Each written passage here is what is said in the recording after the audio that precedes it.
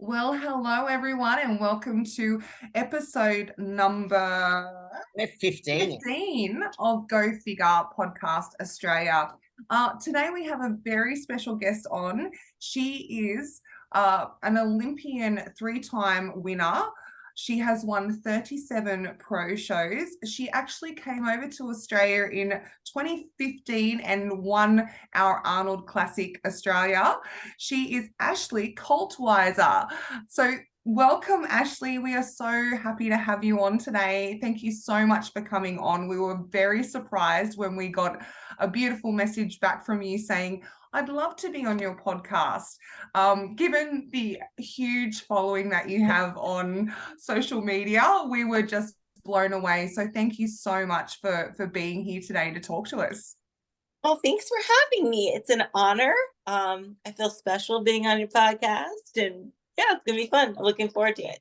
Yeah, we're just incredibly grateful that, and one of the things we've found, and that we've with everyone that's come onto our podcast, it's generally been a really quick reply, and it's been received with open arms, which is even more amazing. And and then when we've had the opportunity to speak to everyone before we go, press record and start the podcast, is just how authentic and real everyone is, and approachable. And you're exactly that. So I just think that kind of like that synergy kind of comes that way. You know what I mean? Like that, it just happens organically, like attracts like. So again, thank you for coming on board. And wow, you have a little bit of a journey, don't you? On how you got started, and we would love to hear about how it all happened for you. Like, even like before you started competing, what made you think, I want to be Sure. a bikini competitor? Cool. Okay, I love this question. So I've been an athlete my entire life, literally from before preschool. I was in gymnastics, and then in middle school, I did track. I ran track in high school. I received a scholarship to run track and field in college. So there, I ran the 400-meter hurdles, which is a vicious race. Oh, that's a tough one. I watch those girls and I just think just the fear of they're so high, those hurdles are incredible. Yeah, when your legs feel like jello, it gets dangerous. But so yeah, me being an athlete my entire life, I've had, it's all I know, honestly.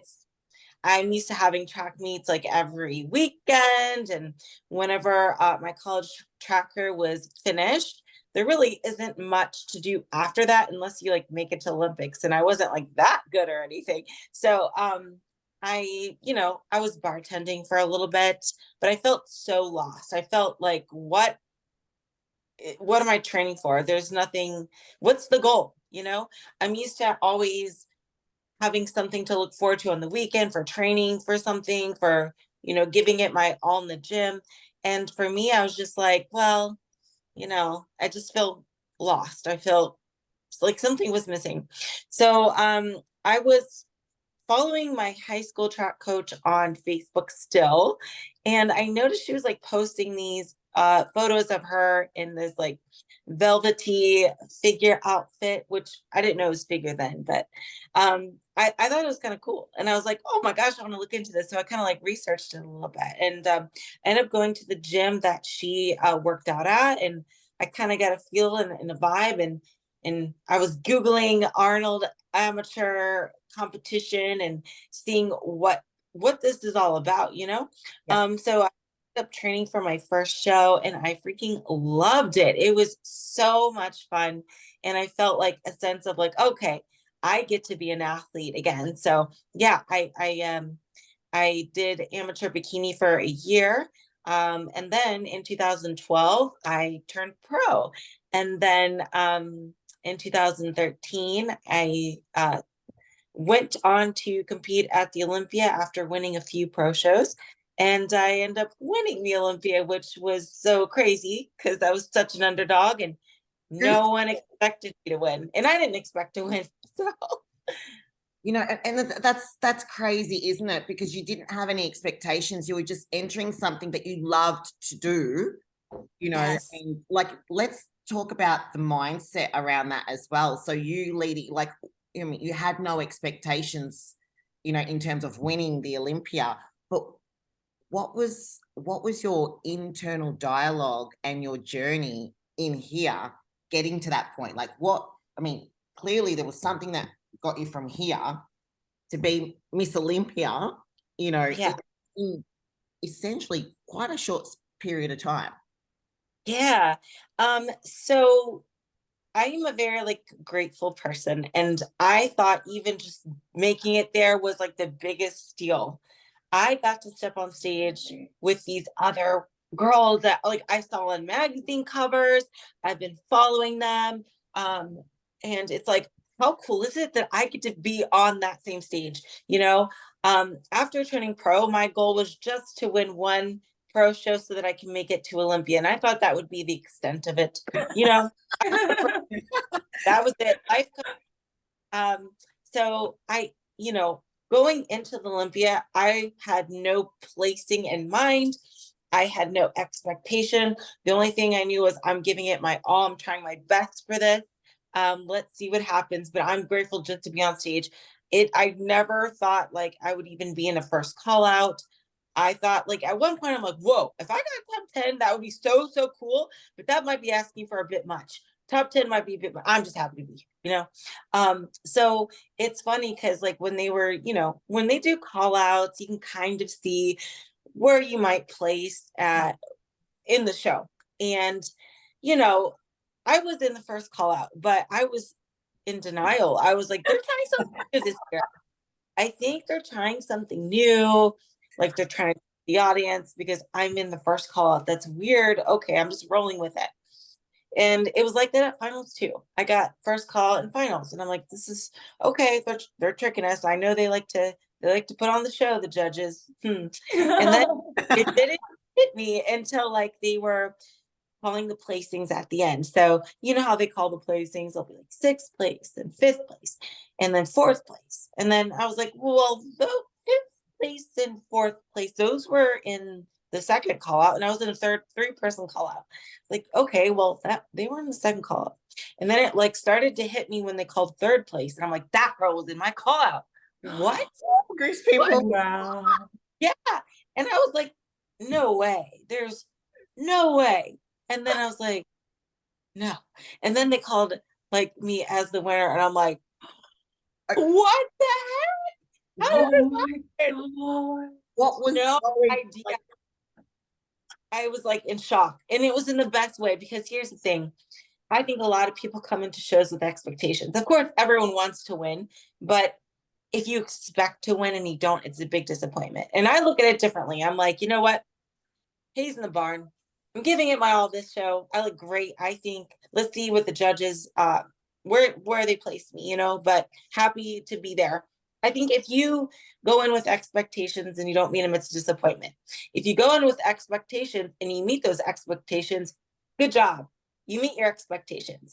But if you go into a show with no expectations and you do better than what you would think, you've not only met your goal, but you've exceeded it, which is 10 times more amazing than just meeting the goal. You've exceeded it because you didn't really have one. So it's like, you know, that's the way I look at it. Every time I step on stage, whether it's a huge show, whether it's a smaller show, I go in like, I'm confident with the package I brought. I know I worked hard. Let's see how it goes, but I feel good, you know? So yeah, that there's something that like I kind of got from that as well, because I was like that with when I competed in the Arnolds as well, and so were you, Rose. You were like, it'd be great to, get somewhere in that, in that. Yeah, it'd be great to come away with a placing, but you know what? I'm going to focus on my own physique and what I look like. Yeah. And bring the best that I can. And then it seems, that seems to be the key. And then you go in and go, well, I've exceeded my expectation because you've had no. And then I found, I don't know if you did or with yourself, Ash, that kind of propels you into that next journey. Do you know what I mean? It kind of gives you that little bit of juice for that next show that you want to do or that next prep. Yeah, it was like, whoa, I'm better at this than I thought. Wow. So I really like Olympia. Maybe I'm okay at this thing. Yeah, I was like shocked. I'm like, whoa, I can make a career out of this now. I think it's like once you get to that level, it's like I can do something with this. So that following year, I got all these great opportunities to do seminars, to travel the world, to compete wherever I got. That's when I started getting sponsorships. It was everything kind of fell into place after that Olympia win. And I was like, I am dreaming right now. Like it's so Oh my gosh, let's talk about that because it's Mm. very different here in Australia. America has a lot more opportunities.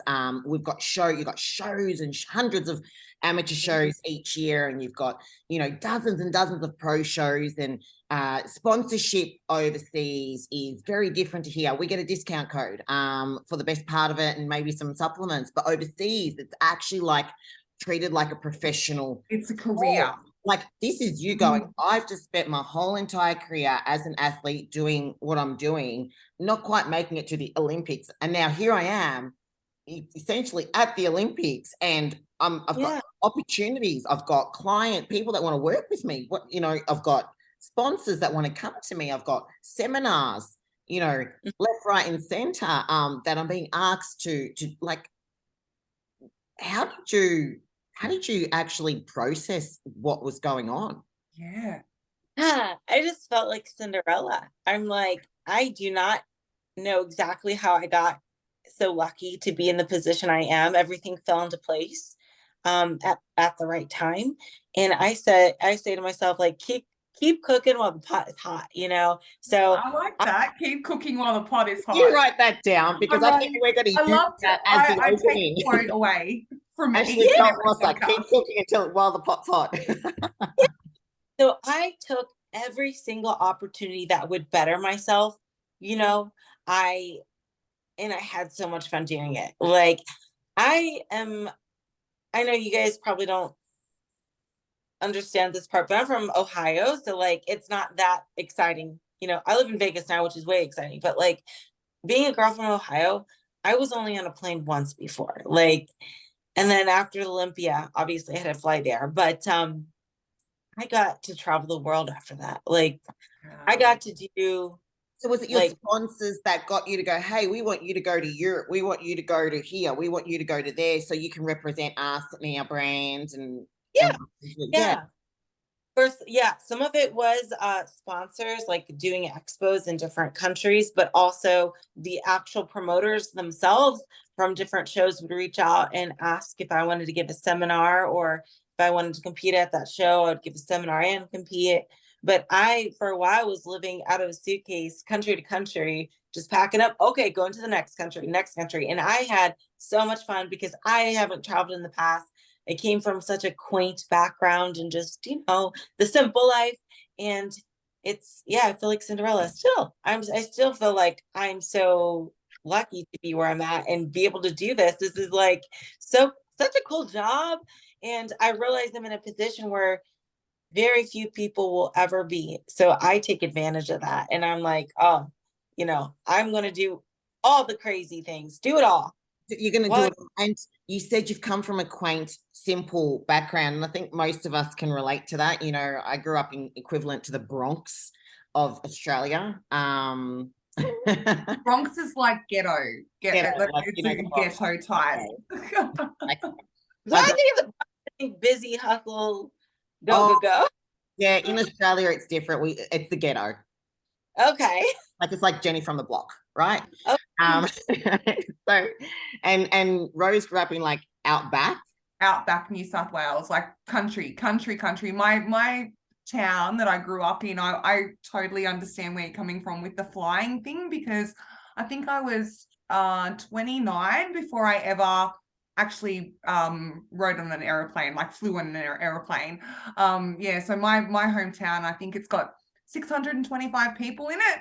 Oh, wow. So it's tiny, and it's right in the center of New South Wales, like inland. So yeah, very quaint background too. Yeah, and and for me it was like very much low socioeconomic background, a lot of drugs, a lot of violence, all that sort of stuff. So that's and essentially the people in that area would live paycheck to paycheck off the government, essentially, like in vouchers and things like that. So just to hear where you've come from as well, saying that, you know, it's not like this was just handed to you. You did actually work for it as well. And I think the key message is there, you took every opportunity that you could and rolled with it. Oh yeah. And stepped outside of your comfort zone, because I can imagine how overwhelming that first trip was, and, going overseas by yourself and things like that. Yeah. Yeah, I did. I went to a lot of countries alone, even like places that I didn't speak the language. So it definitely taught me a lot about the world, and I definitely got a little more independence from it as well. Just having to navigate around countries that I don't speak the language, or I just stick out like a sore thumb, you know? So yeah, I wouldn't change those experiences for everything. But going back to my background too, it's like, I'm not sure how you guys feel, but for me, I'm so glad I came from a place of like a humble background, and that nothing was ever really easy or handed to me, because it makes me appreciate every little thing so much more. And I think a lot of times, anybody who finds success will forget those little things that once made them super happy, right? I mean, I remember my first sponsorship was just free tans. That was it. And I remember the feeling of getting that first sponsorship, and I was like, God, I couldn't sleep that night, you know? I was so excited. And now I have many sponsorships and above and beyond that, but I'll never forget the feeling of, wow, I'm honored to represent this company. And same thing with winning too. You would think that, like, okay, I've won 37 times. What's one little show win, a local show? Do you like, what's the point? Do you like, it's for some people it'd be like, oh, just another, no, not for me. I savor that win like you wouldn't believe. I don't care if it's a local show in Vegas. I don't care if it's the Olympia. I savor that win, and I just soak it all in, and it just makes me so happy, because I feel like I've really accomplished it. And just, after all those wins, I still feel that rush of adrenaline and happiness from winning any show. You know, that's so powerful, because it makes you appreciate that humility that you have, and you haven't forgotten where you've come from. And that really came across when you first reached out. And I'm like, okay, this girl, she's got 1 million followers, she's got so many sponsorships, she's essentially a celebrity in this You industry. are. You're a And celebrity, people, you've got like, and that's 1 million on Instagram, not including the ones that aren't, that know who Ashley is from around the world. And like, here are, 2 little girls from outback Australia that have been podcast that you would not have known. We were just so, I mean, it really does show your humble nature. And now that we're talking to you, that gratefulness is coming through. And honestly, I think that's why the universe has blessed you, because you're so grateful, and you're humble, and you're just like, wow, I'm just here for the ride. I'm just gonna go as far as I can and see where it takes me. And I think people can, for example, your sponsors that, and anyone really that works with you or has created those opportunities can see that in you. It's not just how you hold yourself and the way that you talk, but it's just a vibe and an energy that you give off as well. They can just see that, and like, she's authentic, she's real, she's a good representation of the sport, but also of our brands. And so when it comes to your sponsorship, can you remember that moment? Because we would love to hear this, where you went from getting free tan to now getting an offer from a company, and what that company, like, were you aligned with them? Did you know who they were? Like, how did that all come about for you? Oh, I have a good story about this. So I was competing as an amateur, and I'm not going to name the specific company. I no longer work with them, so it'd be kind of awkward, So there was this company that since I started training for Bikini, I admired them, and I love their branding, their athletes. I love their products. And I thought to myself, and I even told my boyfriend at the time, I was like, if I ever got sponsored by this company, that's when I know I made it. And Oh, funny, after I won the Olympia, they reached out like a week later, that same company. And Wow. I've got goosebumps. out of all the companies, it was like, wow, okay, that's so crazy. It's like you put it into the universe and sometimes the universe gives it back. Like, here you go. So that was such a cool thing because that's what took me from just like not just getting free products or free tan, but actually a salary. And what this company also offered, which I loved, was free travel shows, free accommodation, anything that's related to a competition it gets compensated, right? Even if I wanted my hair or makeup done, anything. Wow. Which that also gave me the opportunity to just compete even more. So Yes, yeah, what a huge help. Oh, wow. and it was really cool because even me trying to get a pro card, I was not financially in a good spot to compete a lot. I remember even as I was attempting to get my pro card at the national shows, I would room with 5 girls in a hotel room. Yeah, I Yeah. would. I was like really struggling just to pay for my shows, and now they're all paid for. Everything is taken care of that's associated with competing. And even to this day, my current sponsor, that is definitely part of the deal too. I made sure that's very important to me. So that, it's gives me more opportunities to do whatever I want, whenever I want, travel to wherever, and it's a cool feeling. And also to give back as well, like no doubt that, from the humble, it's a Jenny on the block moment, isn't it? From those humble beginnings. And, now you look at, you know, you taking advantage of all those opportunities that came your way, and staying true to yourself and in your values, and not changing the person that you have become, evolved, yes, become wiser and more knowledgeable to where you're at right now today. No doubt, you can see that, you want to be also part of giving back to the sport. Otherwise, we wouldn't have you on here, Yes. That's right. Yeah. So, in terms of, giving back to the sport, and in terms of, what you envision for yourself, and for women in fitness, but in particular in the bikini side, what do what are some of the most, what's some words of wisdom, advice, legacy that you would like to impart as well? Yeah. So I would say, like, I'm always getting asked the question, what advice do you have for first timers? And I would say, you know what? It sounds so corny, but you got to enjoy the journey. Okay. Because going back to what we were talking about, a lot of girls come in with these expectations, right? And they're newcomers, right? They're competing at their first show and they're kind of expecting to win because they worked so hard. Sure, they look great. But at the end of the day, they're newbies. They're going to make mistakes. So my first thing is, if you've never competed before and you're about to compete your first show, I hate to break it to you, you're going to make mistakes. Everyone does. No one goes on stage as a newbie and just like does everything perfectly. Even if you were to win, you're going to mess up.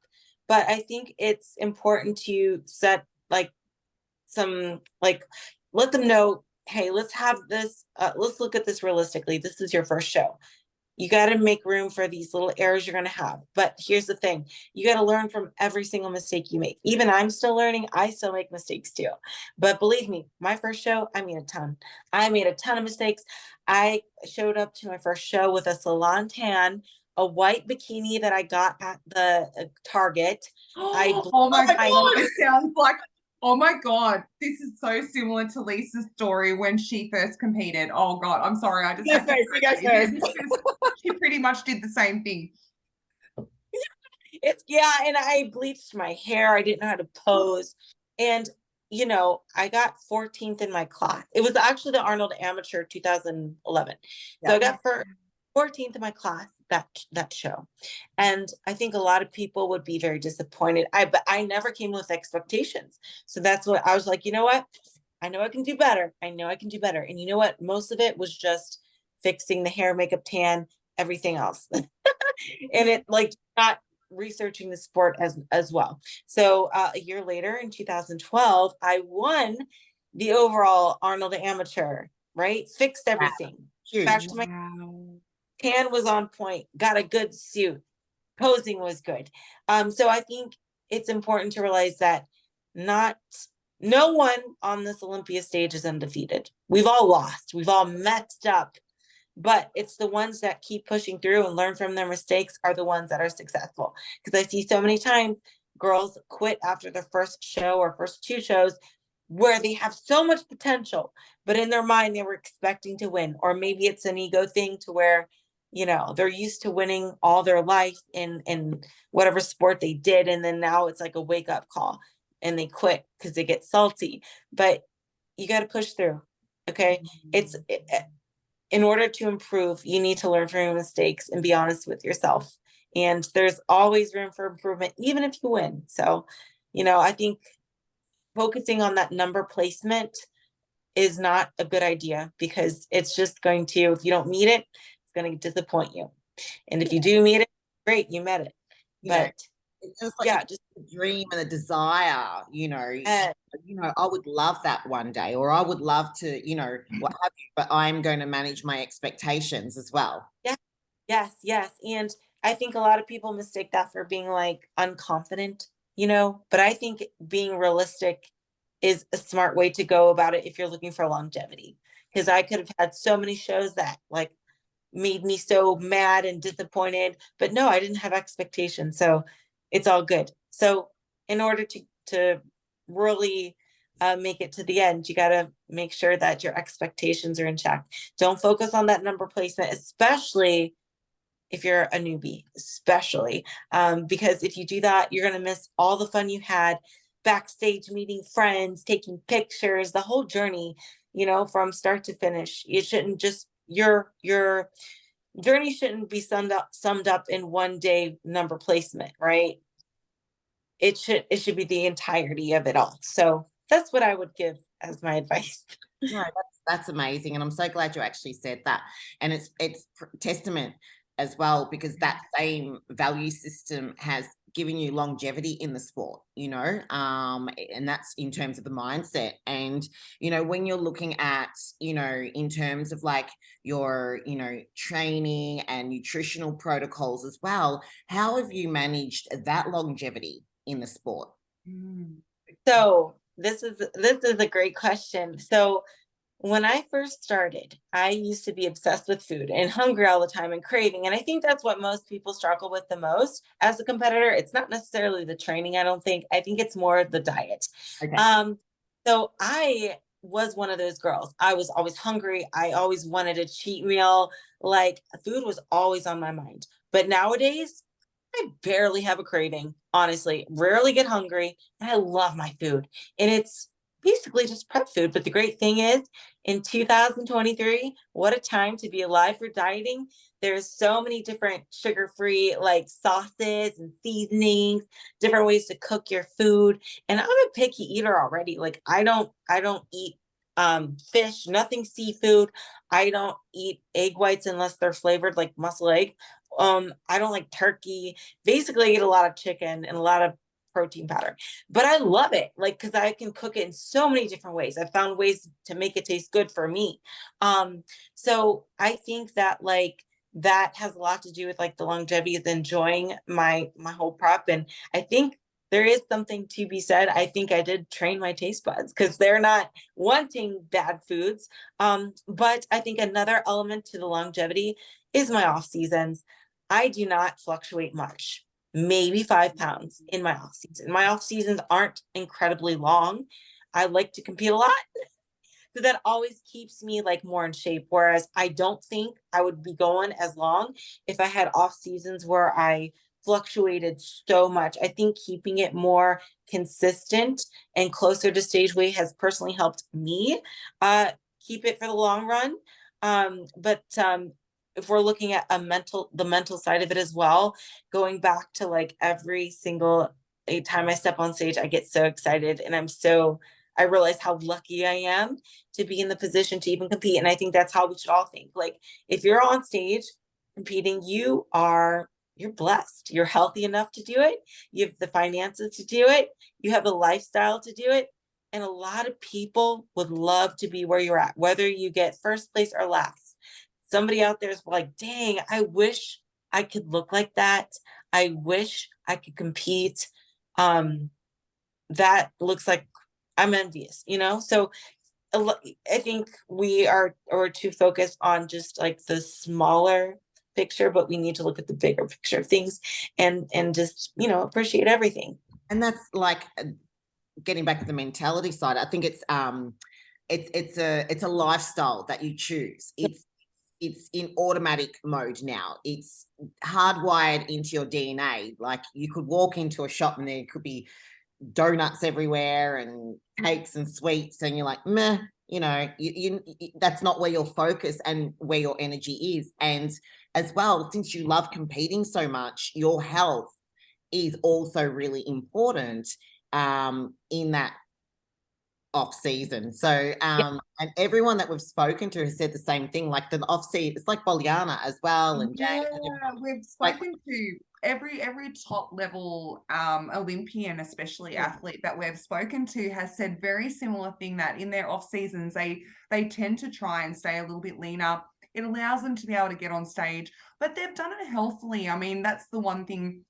Looking at like your Instagram and your social media, and just looking at you on the camera today, you just are so healthy. You exude health, and I think that's one of the other misconceptions that Lisa and I have wanted to break down, is that this sport can be so healthy. It can be one of the healthiest sports that you can do.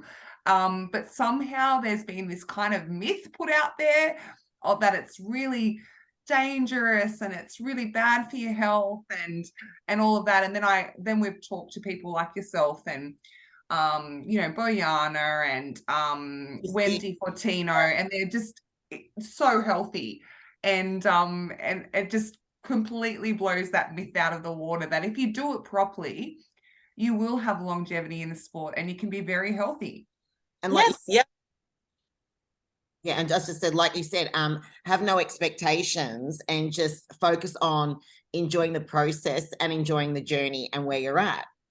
Yeah, absolutely. Absolutely. I couldn't have said it better. It's it can be really fun, but you got to make sure your mindset is correct before you even step on stage, and as far as expectations and everything else. But it can be a lot of fun, and I definitely want to break that myth too, that prep has to be something miserable. I think a lot of people on social media will wear it as a badge of honor that they had such a tough prep and they were doing hours of cardio on minimal calories, and they almost brag about it and trying to make it seem as if like they're tough, right?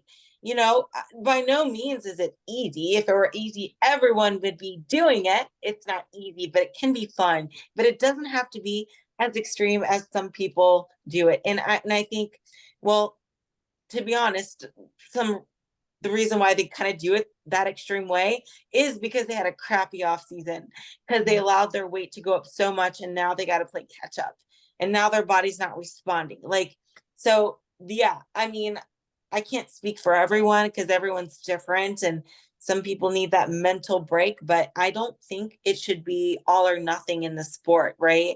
It doesn't mean like off season should be eat everything you can, who cares? And then in season is so restrictive. If you stay closer to stage weight for the most part, you won't experience that. So honestly, my preps are usually pretty smooth. Like, I live in it, of course, some preps are tougher than others. Usually for me, obviously the Olympia and Arnold prep is the toughest prep. I think mostly stress related because they're big shows. But for the most part, once I'm there, I can maintain pretty well. And I, live the life. I don't do anything like extreme. I don't do hours of cardio. My calories aren't really that low. I pretty much live in maintenance calorie for the most part. So sometimes slightly above, sometimes slightly below, but nothing extreme. And I think that's what's really helped me, stay successful. And also being an athlete, I'm used to the hard work anyway. I'm so glad I was an athlete because it taught me hard work. And I think a lot of times people in the sport, they come from a non-athletic background, so they don't know what it is to work hard. I'm used to doing track meets every weekend, you know? So what's the difference if I do a bikini competition a few times a month, you know? And if I'm being perfectly honest, track was harder than bikini for training and, you know, harder in bikini.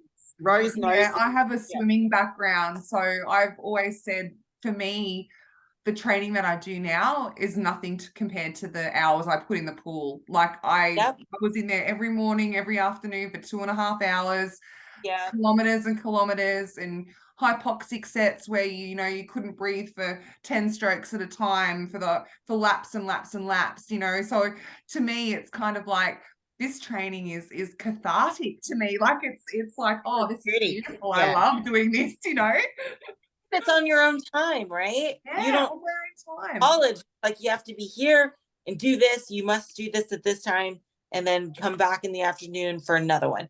But now it's like I get to do it on my own time. If I want to do cardio later, I can do that, or earlier. It's like, it's nice. It's much easier in track. Oh man, 400-meter repeats or practice, having to throw words. I'm sorry, but bicep curls ain't doing that to me these days. Yeah. And you know what's wonderful is your body actually looks better now than what it did 10 years ago. like irrespective of your age, but you've also stayed really true to the criteria. I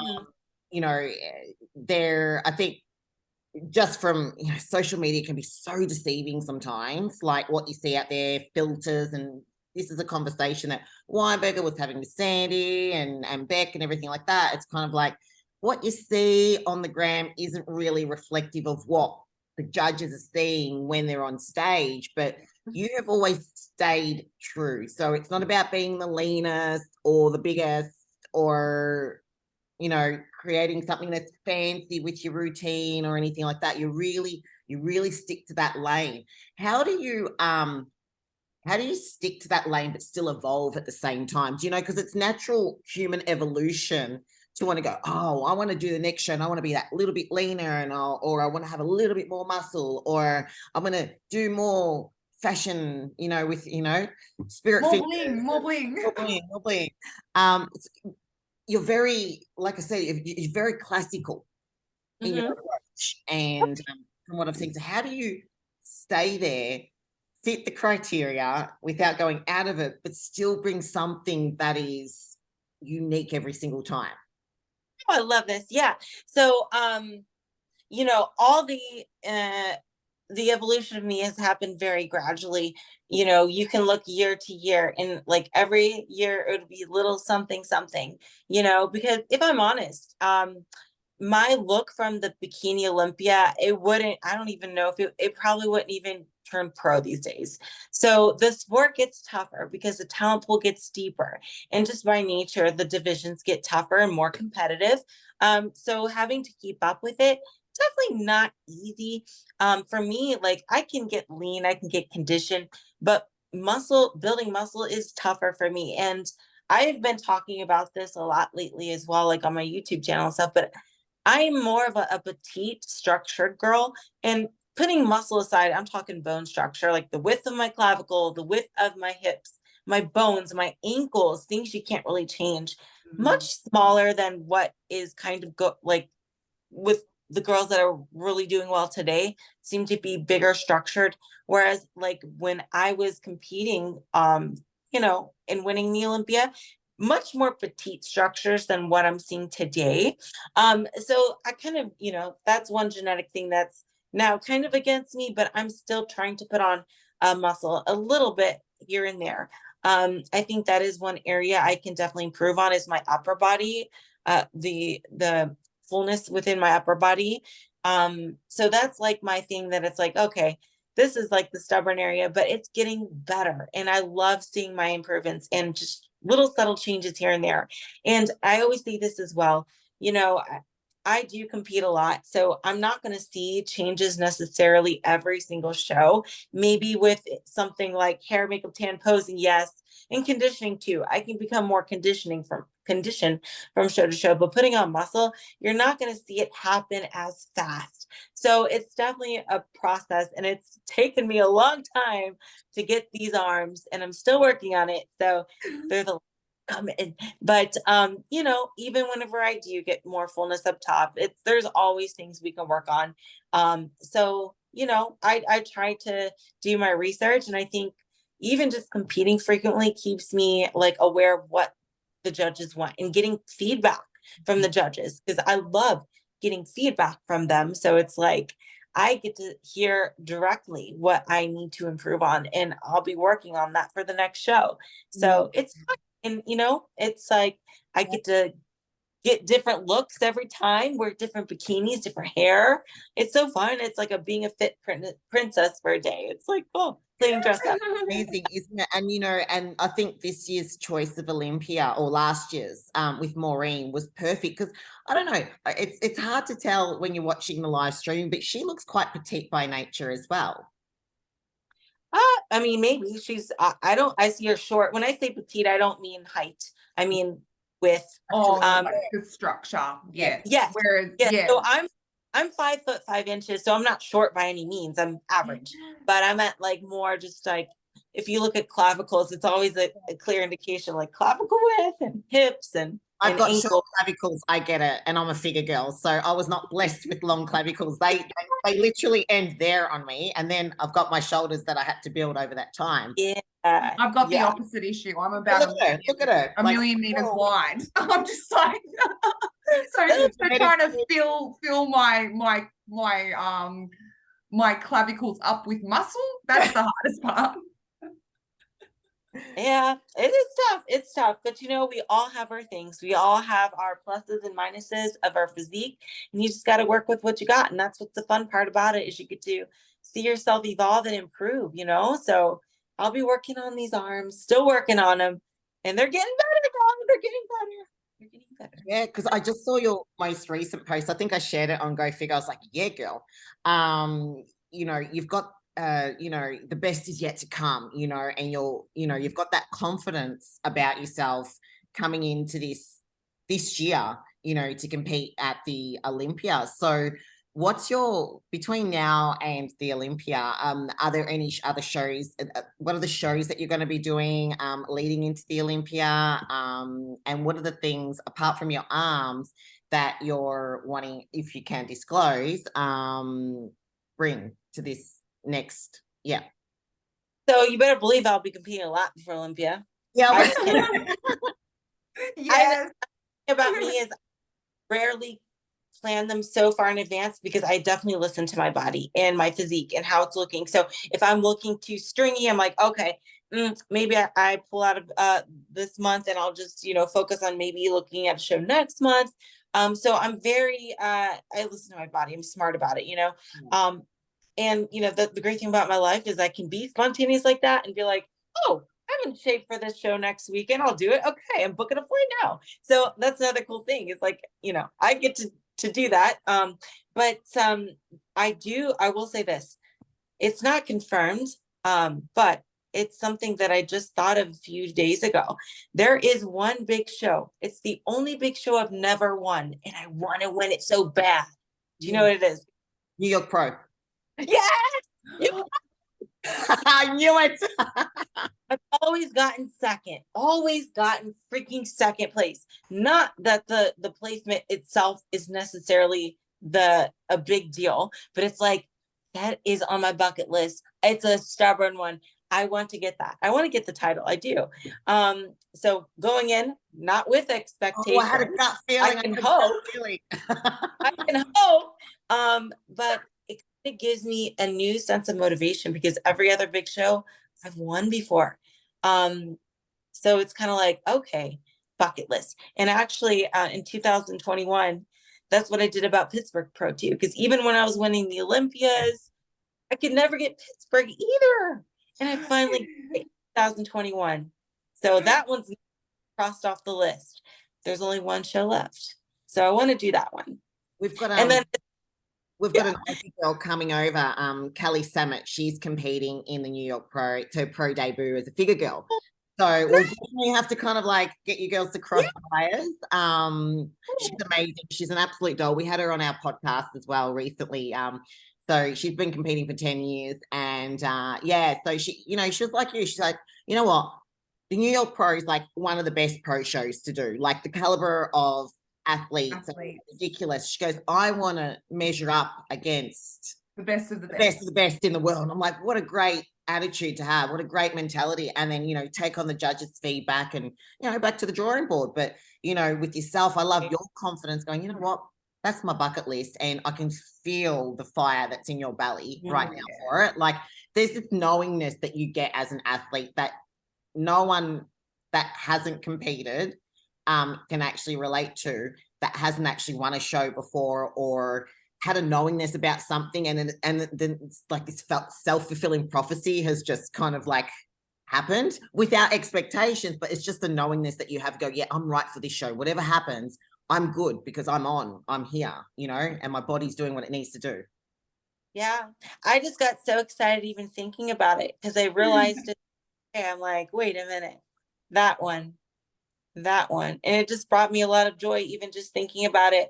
So yeah, I hope I can do that show. But again, listening to the body, I will probably decide for sure like 2 weeks out or so.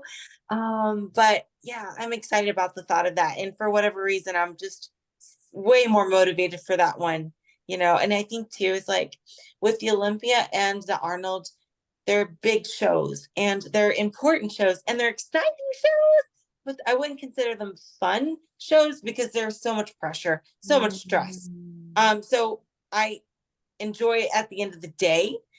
I get excited for it, but I don't go in there and be like, oh yeah, we're gonna have so much fun. It's like, woo, goofy, you know, because it's yeah. You there to work. It's yeah. How do you? Because like, especially with the Olympia, it's like, I like to say it's the final exam. You know, you can get good grades all year. You can win a whole bunch of shows all year. But if you fail your final exam, you're going to fail the class, which means you failed the year. So it's a lot of pressure, you know. It's exciting and I enjoy it, but it's pressure. So it's nice to have like a fun show where it's less like on the line, you know. So the New York is great because it's a big show, but it's not as much pressure as Olympian Arnold, you know. It's like okay, I can have a little fun with this, you know. And how do you like, because the pressure is a lot higher, how do you regulate yourself through that? Because you know what happens when your stress levels are higher and you got like you're a bit more antsy, like sometimes your body can go the opposite way, you get watery or what have you. So I'd probably say, like, how do you emotionally regulate yourself through that? Yeah, it is tough. And going back to what I said too, I think that is one of the reasons why Olympia and Arnold prep is extra tough. I think it is because of the stress. Like you feel like, oh my God, I gotta do everything right. And just, you know, I overthink it. But I think like on show day itself, I'm pretty good. I've gotten good at like regulating that. Because it's like everyone's nervous and you should be nervous because if you're not nervous, then it don't care. Like being nervous shows you something is important to you and you care about it. So I kind of just try to like in my mind be like, I'm nervous, but so is everyone else. And I'm going to convert this nervous energy into like excitement on stage, even if it's just for 5 minutes that I'm up there. Just excitement of the judges. I want to be here. I'm proud of this physique. Have the time of my life. Just go out there, you know, just show you how excited you are. So that's how I would say I regulate it. Kind of, I know it's not the best response, but no, everyone, there's no right or wrong answer. I think no, everyone has their own process, and I think, you know, that's what I love hearing is just people's different processes about how they go through their prep and how they do emotionally regulate, what they focus on, what they enjoy the most. It's all learning, isn't it? You just, every time you hear someone's different journey, you think you take something away from it. And this is you know, because this might not work for, you know, 10 people, but it might be one person that's listening to this today, That's that will go, oh yeah, that really lands. And it'll be like, oh, turn the nervousness into excitement or anticipation, or like switch it around, reframe it as well, the way that you I'll reframe it and understand that other people are right there with me with this nervous feeling, and you know, so I think anything that you have said today is just it'll resonate with someone. It will. Yeah. And I think another way to help with the nervousness is like, we're building this up so much in our own heads. We're nervous. But what's the worst that can happen? And at the end of the day, no matter how well you do or don't do, tomorrow your family's still going to love you when you come back home. Your boyfriend's still going to be with you. There's still lots in your life to look forward to. So I think that's another thing too, is like we tend to work it up a little more in our heads than what, it's in a way you have to kind of convince yourself it's not that serious, even though it is. Just say to yourself, not that serious.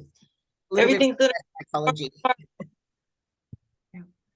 And so this sport has also, I just wanted to touch really quickly too on how the sport has allowed you to actually create a business and a lifestyle from that, where you actually, not only with your sponsorships, but you're earning money through, through I guess the business that's arisen out of your competing. Your brand, your like brand. Yeah. Tell us about your brand. So yeah, I mean, I'm one of those people that like right now for competing, like I love my main thing is I am an athlete first. Until I retire, then it might shift. But I've also have gotten into coaching as well recently with my my head coach, Adam Bonilla from Team Elite Physique. He brought me on as a coach a few years ago, and I've loved coaching other people as well. It's so much like, I don't know, you get to see a different side of it. You're like, I am that girl that I'm prepping, and you can see how like how their mind works and how you feel like, and it's kind of like you get to compete vicariously through them too, which is so much fun. But I love seeing the excitement on other girls' face and just enjoying the whole process. And that's one thing I really like to teach my girls is like, it's more than just the placing. Just enjoy every moment of this, so it's kind of cool to pass on that knowledge and to kind of, be of some help to them. It's really fun. I love it. It's so cool as well, to be there, being able to give back as well. And at the same time, then seeing your girls up on stage going, I remember my first time, I when, I got my first placing, whatever that placing. And it's kind of like you really get it. And also, without sounding sexist, being a woman helping another woman as well. There are other elements that sometimes men can't relate to because they're men. So, and it does allow for that extra depth. Over the last few years, while you've been coaching and competing and putting girls on stage, has there ever been anyone that you've gone up against that you've coached on a pro level yet? No, actually, I won't do that. No, it would be so awkward for me to do that. I would purposely not compete at that same show because it's just a weird. I don't like it. I've seen some people do it, and back in 2012 when I competed, it was myself and my client. We did the same thing. We went to the Universe, and it was a different federation at the time, and she actually won. She bet me. Oh! And I was just saying that moment was like quite cathartic as well. It was like, I took a step back. I was like, I was there and I won that, and I actually wanted her to win. So I'm just thinking, if you're on this journey, and yes, you're an athlete first, these girls that you're coaching are going to have like firsthand experience with one of the best in the world in terms of, developing a bikini, body. They're going to go pro one day, and there's a lot more opportunities. Like I think Sandy's show coming up, the NPC JR Nationals, it's in June, has 36 pro cards. Wow. 36, like incredible.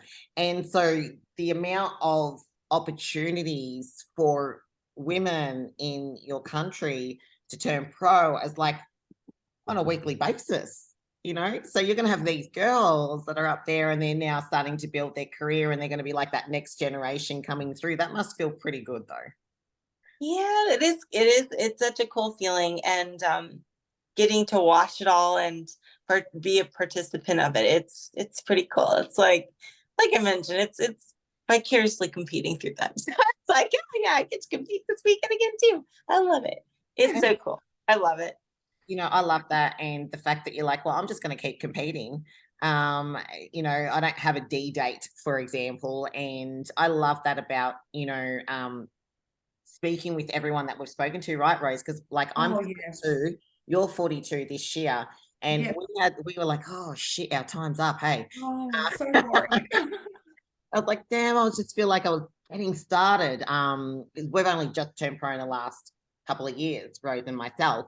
And then we've spoken to women that are pro, like Wendy Fortino's client. Oh, what's her name? Miss Sanderman. 71 years old. She's pro. She's incredible. She's in figure. And we're just seeing that, you know, and then when we spoke to Wendy and Boliana, they're edging, you know, 40 as well. And I'm like, hang on a minute. I thought they were like in their late 20s, early 30s, you know. But honestly, age is not a factor when it comes to this sport. You know, it really isn't. Yeah, I mean, I don't understand why people think it's like like some people act as if they've just turned 81. You know, I'm 34 and I don't feel like that's a disadvantage at all. It's an advantage. Like when people's like, oh yeah, you're stepping on stage with girls 10 times younger than you. I'm like, well, I got 10 years of experience. I don't know what, it's not like I'm like walking around with a cane and I don't like, how do you to be 34 again. I love that. I'm like, I mean, it's like maturity. I mean, the muscle. I look at the older ladies, even in the Masters pro shows, and I'm like, these women are amazing because they have the muscle maturity. And they have that confidence on stage because they've been there before, they've done all of this before. So they just have that polish about them. Yeah, and you know something too is like the age thing, not everyone's just gonna like brag about it on Instagram and stuff, but even for me, I go into some shows and I'm one of the younger ones, you know what I mean?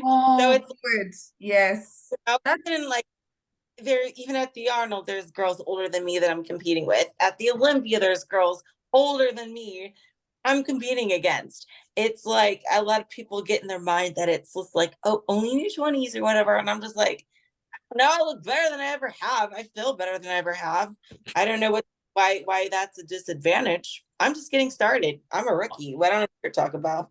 I love that, especially for bikini, because I think, you know, here in Australia we've got a very young crew of bikini girls, don't we? So if you're listening to this podcast and you know are at the end of your 20s or even in your 30s or 40s, 50s, there's no end for this sport. There's no cutoff age. And Ashley herself has said it. You've heard it from the Queen herself. Miss Olympia herself, you know, 3 times Miss Olympia herself.